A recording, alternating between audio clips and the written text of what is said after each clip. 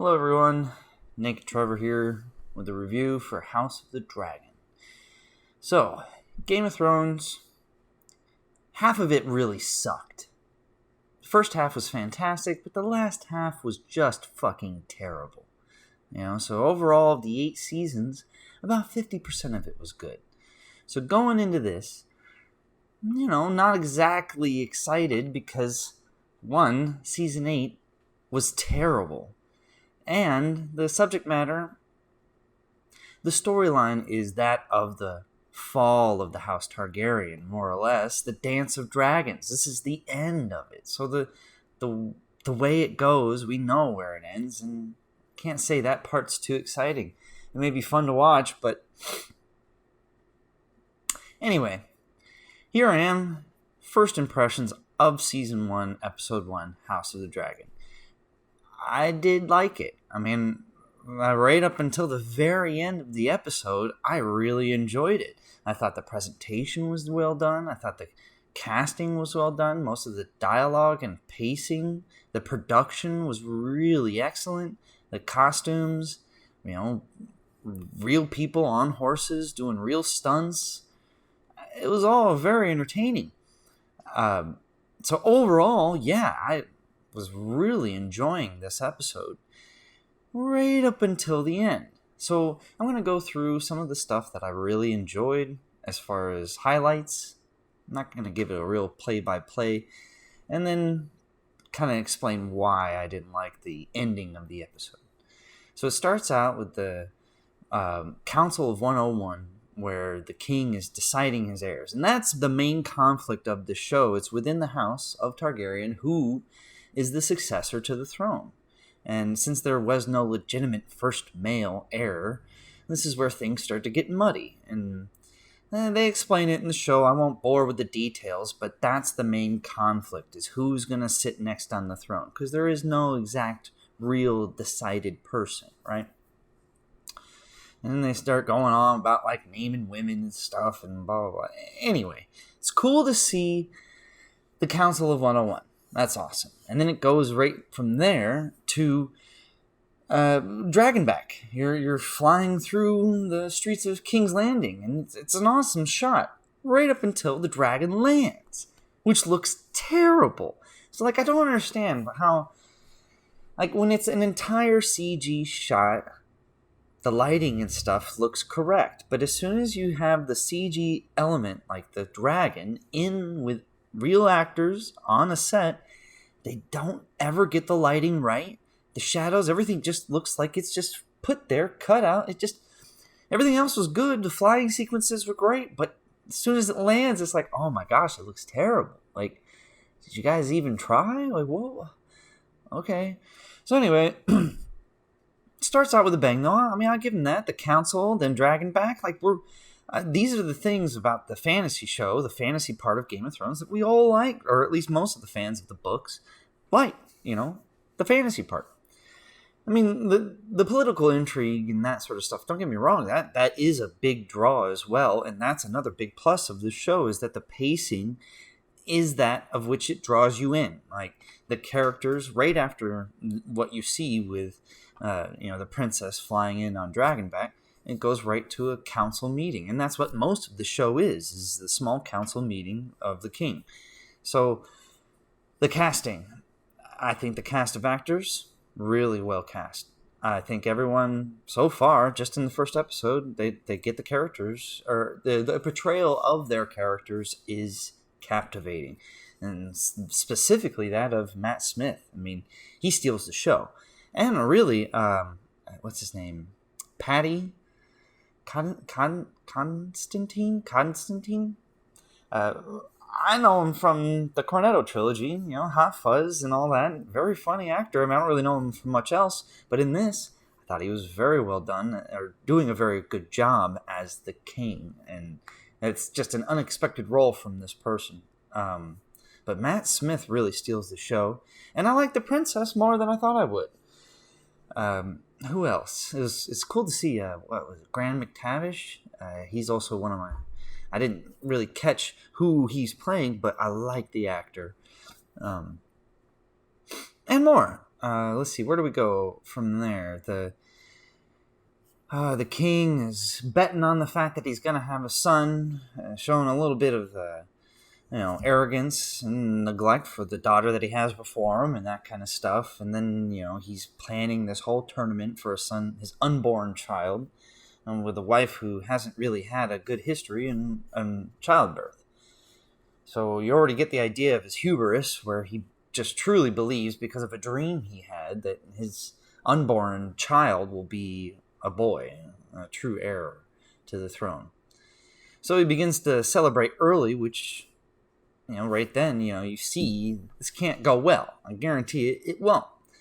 We get to see Daemon Targaryens forming the gold cloaks, which is a really cool thing. But then it just goes from a roaring speech from Matt Smith, and, it's, again, very captivating scene, to what seemed to me, and I don't mind the violence, but just degenerate violence. Like, they're running through the streets screaming murderer and thief and just killing and dismembering all of these people with no context as to how they determined these wrongdoers. I don't know. I mean, I know that this happens. This is an event that happens in the story. But the way that they depicted it, it'd be better if we actually had some way of knowing that these were actual criminals, as opposed to them just running through the streets, pointing at murderers and beheading them. I don't know. It just didn't seem cohesive, like a real world situation. But then again, that just shows you, like, if the brutality of those times, and the way that the Targaryens ruled with, impunity. Just like they say. In the council meeting that follows that, which has Daemon Targaryen, Matt Smith's character, on the council this time, and you get a great scene between him and the Hand. Again, great casting. Forget the guy who plays Otto Hightower, but fantastic.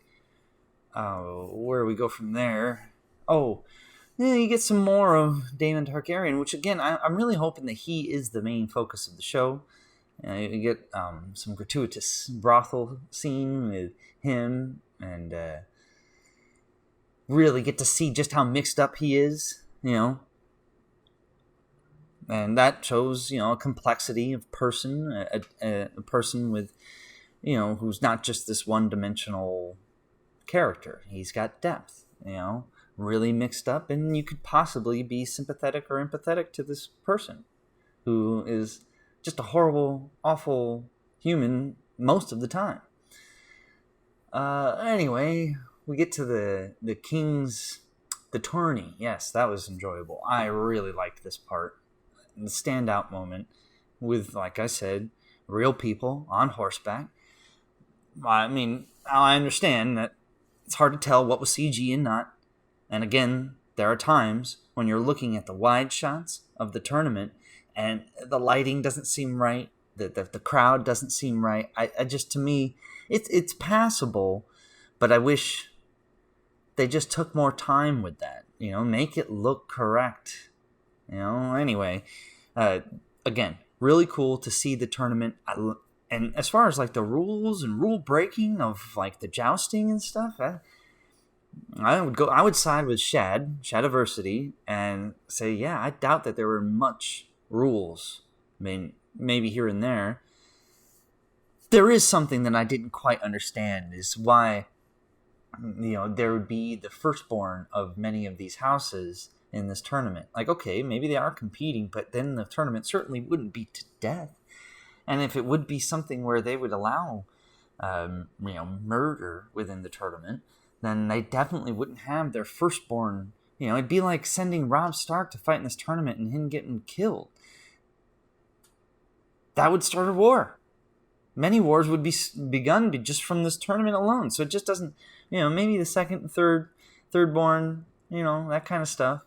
Okay, but even then, like, I don't think people would take too kindly to their noble-born children being murdered, even if it was in the king's tournament for his unborn heir. I don't. But okay, we just go along with it. It's fine. And again, really well done. I love the armor. I love the fact that we're getting, like I said, real horseback fighting. Like, that's the cinematography could have been better on some of the fight scenes. And then as that goes on, it goes to the birth scene, or the attempted birth of the heir, which I like the juxtaposition. I enjoy, the metaphor of, or the allegory of, the women fighting their battle and, their noble wombs giving birth, and men fighting their battle on the field, not an actual war or pretend war, but still, right?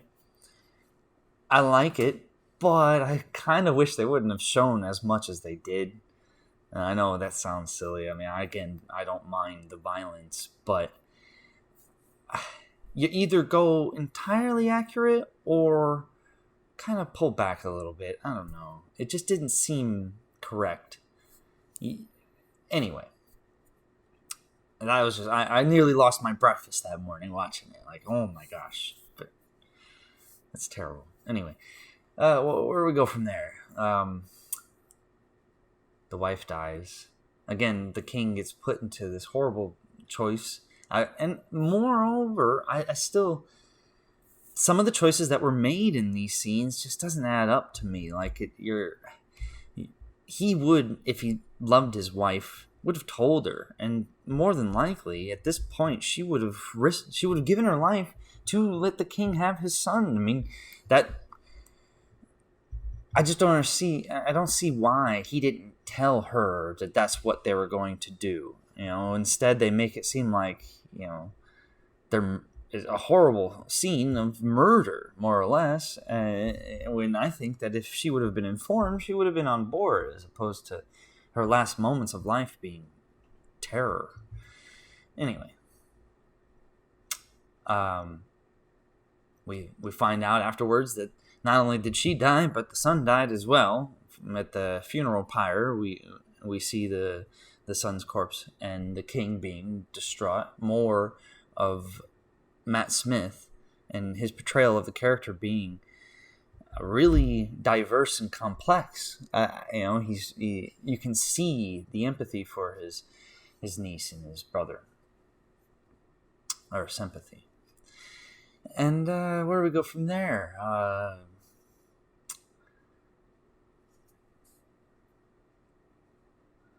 Right. Sorry, I got my notes here, and I just want to make sure I catch everything. Bear with me. When we get after that, the king is distraught. The hand of the king. He sends his daughter in, pimping out his daughter to the hand, of course, or to the king. The daughter of the hand of the king. She seems innocent enough, but also like she is understanding her role in all of this. She doesn't give any resistance as to her instructions. Not that she could, but I'm just saying, she kind of goes right along with it, dolls herself up to be for the king. You can see a bit of her father's ambition in her as well. And I think that, again, more complexity to the characters. She's not just some doe-eyed girl being sent in, not knowing what she's doing. She knows what she's up to. She's trying to improve their position within the whole council of kings and such. And it's pretty much disgusting to see, the hand of the king pimping his daughter to the king. Anyway, Matt Smith, we get a brothel scene. We don't get the full scene, but this is something that was in the book that we didn't get, because again, the book is an unreliable narrator. It's from a perspective of a maester who got the story from someone else or two others. So we don't know exactly what happened, but in the show, we get a little bit of it. But again, I wish they would have shown the whole thing. That way we would have a definitive answer as to what happened at that moment.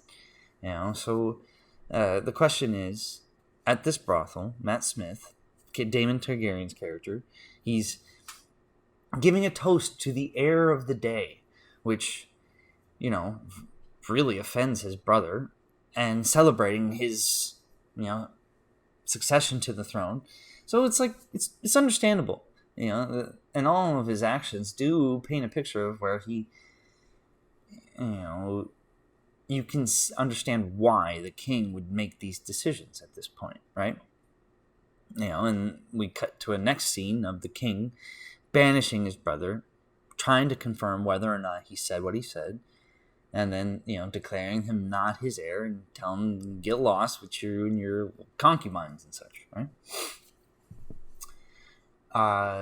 From there, it goes to another scene where it's the king declaring his daughter to be the new heir. And this is where the show's starting to wrap up. I mean, I'm just going by the notes that I had here. There, lots of exposition. And again, I enjoyed the pacing. We had that little bit of an action scene. And,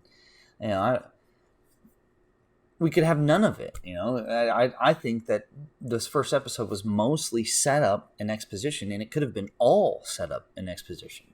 Give us a real thought-provoking narrative that gives us characters that we sympathize for and choose sides with.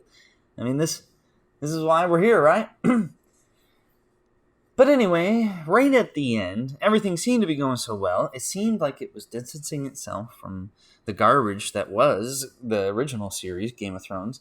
But they make this attempt to tie it all in together, really on the nose, like, with this meta commentary of the Song of Ice and Fire of Aegon's prophecy, right? Now, I've read these books. I've watched a lot of, breakdowns of the books and, all different types of people's commentary on them and such. So there's like a lot of information and speculation and theories as to why Aegon did what he did, conquering the Seven Kingdoms. I personally was always under the belief that he did have some kind of vision to unite the Seven Kingdoms in defense of the second long night. And this is the whole prophecy of Azor Ahai, and it goes into even further with Rhaegar finding the same prophecy and believing the same thing. Because I'm pretty sure, I could be wrong, and I haven't read these books since they came out, so I could brush up on this. I'm not entirely sure if I'm correct, but I think that prophecy is true, only they got it a little bit incorrect in the terms of not necessarily being a Targaryen sitting on the throne, but more so a united Seven Kingdoms to thwart the Long Night, and the Targaryens being the ones with the ability, the dragons, and the will to act to unite the Seven Kingdoms. And that was just it. But of course, the show, it's doing this, but I think that their proclamation that it needs to be a king or queen of Targaryen descent on the throne doesn't make any sense in the terms of their own show that they had at the end of Game of Thrones Season 8. Because what happened? We all remember. Jon Snow didn't end up on the throne. And this is where it just doesn't make any sense, because if the show is based on the Song of Ice and Fire and this tale that he's telling to his heir that needs to be passed down for all of the Targaryen heirs, but like the idea is that there needs to be a Targaryen uniting the Seven Kingdoms to thwart the Long Night. That isn't what happened at the end of Game of Thrones. So if you're trying to shoehorn it to make that work, well, that isn't what you guys went with. So did you even watch the end of Game of Thrones? Because you had Arya Stark kill the Night King, which stopped the Long Night threat, right? You had Jon Snow kill fucking Daenerys and fuck off to the fucking north of the wall, which doesn't make any sense in terms of what you're telling Rhaenyra, the prophecy that is the Song of Ice and Fire, the union of the House Targaryen and Stark, the fucking Jon Snow. God damn it. Anyway, it seems like they're trying to tie it in too much. And I like the fact that they're doing it in terms of making it more cohesive continuity within the universe that they're showing us, because the books and the shows are two different things. They've diverged at season 3. I'm not expecting the show that we're going to get right now House of the Dragon to follow Fire and Blood. We're just not expecting that. Come on, we know. But if you're going to try to make your shows, House of the Dragon and Game of Thrones, be cohesive, well, you can't now. Because what you did in season 8, you can't make what you're saying now make sense with that. Because it just doesn't. You know? For all the reasons I've already said. So anyway, the fact that they're shoehorning this in, great concept, guys. It would really work if your ending to what you're trying to make this fit into was what you're saying now. But it isn't. That's not what happened. You had it completely different. And I wish they wouldn't even have any of this at all. In fact, like I said before, for the beginning of the show, right up until the last, the 95% of this episode, it was distancing itself and making its own, making a name for itself, in my opinion, as far as the presentation and the characters. Because the characters don't seem like any of the ones that you get from the Game of Thrones show. They're all very different. I mean, you can find similarities and draw stuff and make, this person's a lot like Jaime and he's a lot like, No, they all seem very unique, and this is a good thing. Distance yourself. There's no direct correlations. Or at least they're not exact. At least I didn't think so. And I don't care about the race swapping and shit. This doesn't matter to me. If the characters are good... and it seems to me like Corus Valerian, the character, is one of the characters I so far really enjoy. It doesn't matter what they look like. It shouldn't matter. Who cares? So, anyway, overall, I enjoyed it.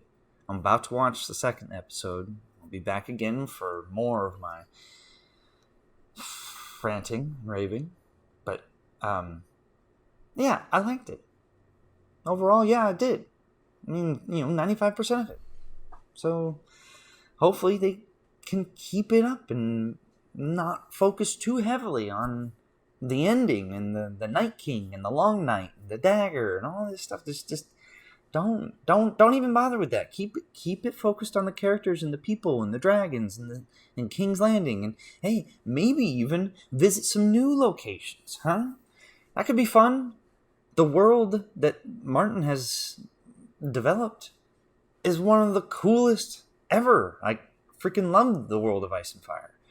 So, yeah, more new locations in the world of Westeros, please. But I doubt that. But I will say I did like that, the geography of what they show. And they show King's Landing, and everything seems to be more closer to book accurate. I wish they would have redone the throne entirely, but again, they're trying to make it coherent with the previous 8 seasons of television that they've made. But if they would have made the throne look like its depiction in the books, oh my god, that would have been awesome. And especially the fact that you're having it, cutting the king. And that was something that I always found intriguing. I mean, if you're going to have something as stupid and impractical as a throne made out of swords, right? Then, yeah, it being some kind of cursed metaphor where, it's dangerous to sit upon, and it actually is. We see it being dangerous to sit upon. Okay, then it's more interesting and intriguing. But that bramble pit of spikes just sticking up, and then the throne being just like it was, no, it's this giant monstrosity that you actually had stairs of swords that you had to scale. It was dangerous, Anyway. Those are my thoughts. If you made it through all 25 minutes, thanks for hanging out. There will be more on the way. Have a good day.